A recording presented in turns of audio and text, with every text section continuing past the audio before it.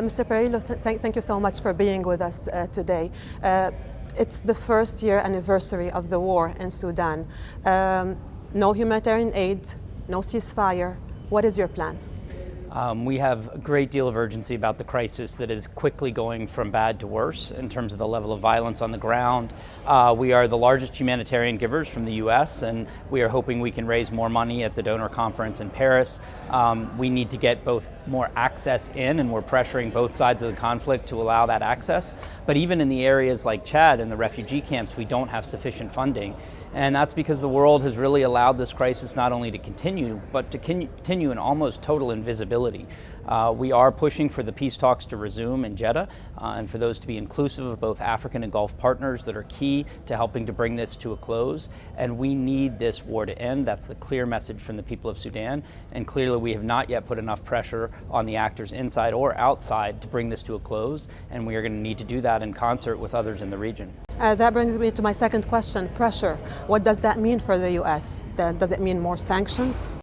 As you know, we've started sanctions on actors on both sides, both individuals and banks and other institutions that have been supporting both the war and atrocities within those. We hope others will join us in spreading other governments the reach of those sanctions. And I think we also just have an appeal to people's common sense, which is even if you are not motivated by these horrific treatment of women and children, this is also a strategic problem to have a country that is so in such a key location in the Sahel, hurtling towards what could become not just a civil war, but a multi-sided war, pull in more of the neighbors. We've seen that story before, and nobody wins under that scenario. So we need cooler heads to prevail now, and we need more partners in peace. And you mentioned the Jeddah talks. You had an assessment that it might happen on April 18. Do you still have that assessment, and if not, when? We do believe the talks will start. We don't yet have a date from the Saudis, but we do have a commitment to restart the talks. And we aren't waiting for those talks to begin. We are negotiating every day. You see that in my travels around the region. You see that in the increased role of the United Nations and the African Union. The negotiations are now, and people should understand that.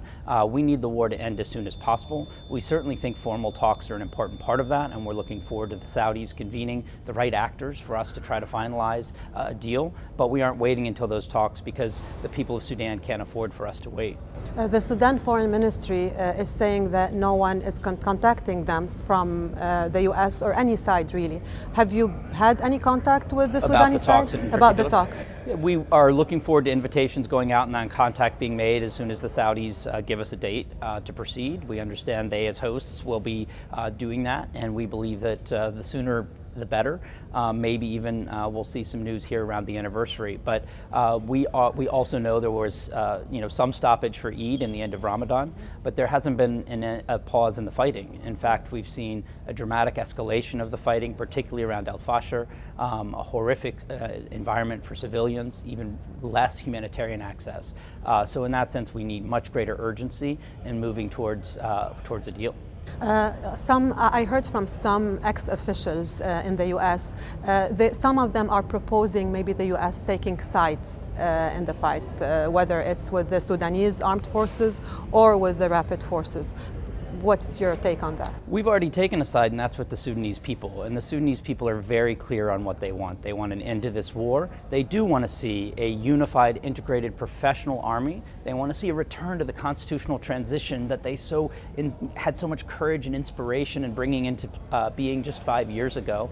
They don't want to see extremists and corrupt old regime officials come back in. There's really an enormous amount of consensus from the Sudanese people, and the United States stands with them. And we will work with any side of this conflict that agrees on a commitment and a path to that which the Sudanese people want. And we think that's the most important thing to have centered in these talks, and not just these talks, in a peace deal.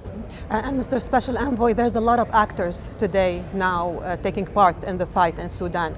We are hearing Iranian interference. Some are talking about Ukrainian interference. First, do you have any info about this Ukrainian involvement there? We've seen reports about this. I think what we do see, and as you're seeing, we're also seeing more reports of foreign fighters coming in on the RSF side to the west from across the Sahel. What we see is a conflict becoming increasingly regional, and that is a disaster not only for the people of Sudan, but frankly for all of the regional actors. And this should be a clarion call to the Emiratis, the Egyptians, the Saudis, to all of those African neighbors that this needs to stop before we see something that looks increasingly like a regional war. There is still time to do that. What we need is for those external actors to stop fueling the war. We need them to be partners in peace and stand with what the Sudanese people want. But how do you get them to do that?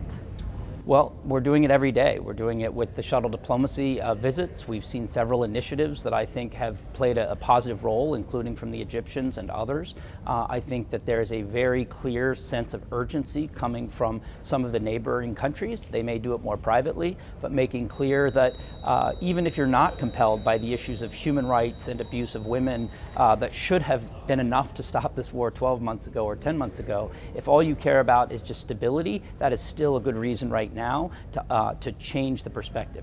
Now, I think a few months ago there were some, I didn't agree with it, but some who thought one side or the other might be able to reach a victory. And when that is in your mind, it's harder to get to a negotiation table. I don't think anyone credible sees that happening now, and what we see is in a more protracted stalemate with more external actors coming in. That is a recipe for disaster for all sides, and everybody benefits from a stable Sudan that gets back to the path it was on just a few years ago, and that includes, I think, a role for a unified professional military that is an important part of a state institution going forward. And I have to ask you this question about your appointment, Mr. Special Envoy. There's a lot of positive reactions. We heard a lot of positive, but there were some criticism, especially from the Hill, that this appointment is not a presidential appointment. This means you don't have a direct line with the Secretary of State. Do you have a direct line today? I'm meeting with him this week, and I think anyone who had those concerns before, they've faded, hopefully, by just seeing the scale of the work we're doing. We are getting cooperation from the highest levels of the White House and the State Department that are seized with this, as well as other parts. For example, Ambassador Linda Thomas Greenfield is taking a crucial leadership role in the UN and working with us, as well as our USAID contacts. This is a whole-of-government approach from the United States, and as a special envoy, it's my job to coordinate and lead that strategic effort in the name of President Biden and Secretary Blinken. And I think you're seeing an enormous amount of leadership from the United States, but we can't do it alone. We need to see key actors inside and in the region join us in the same sense of urgency to get us to that deal and hand the Sudanese people their future back. Will there be an ambassador appointed soon?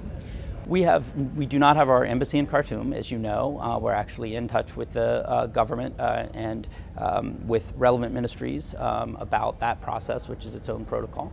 For the moment, that team is spread in different parts around the region, and we'll continue to figure out what is the best way to manage that, including our locally employed staff, that some of whom remain in the country, our consular duties, and other factors around that are quite important. So I'm not going to keep you for long, but my last question to you is, do you see light at the end of the tunnel in Sudan?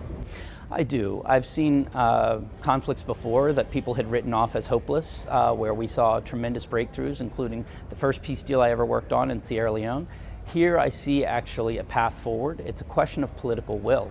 In fact, as I said earlier, the Sudanese people are quite united in what they want. They're divided on political questions. That's natural in our country or anywhere. That's not meant to be about a consensus, but there is deep consensus on the core questions that are relevant to these negotiations. And I think that there's a mutual interest, or should be, for all of those actors in the region, that everyone can benefit from a stable Sudan under an inclusive democratic transition. And everybody loses under the path that we're on right now. So given that, we should be able to line up the factors in order to get to a deal. But it's not just a question of if we do it, it's if we do it fast enough, because time is not on our side, and we need to act with a speed that is not always the nature of diplomats and diplomacy. And so we may end up being a little undiplomatic and pushing and twisting arms a little bit to get there. But what I've seen in my couple of months on the job is there is an understanding, I think an increased understanding that this is a situation that is burning out of control, and that nobody benefits from that scenario. So that gives me some hope. And most of all, I'm just hopeful because the Sudanese people have been resilient through horrific situations before and don't give up on their ambition for a brighter future.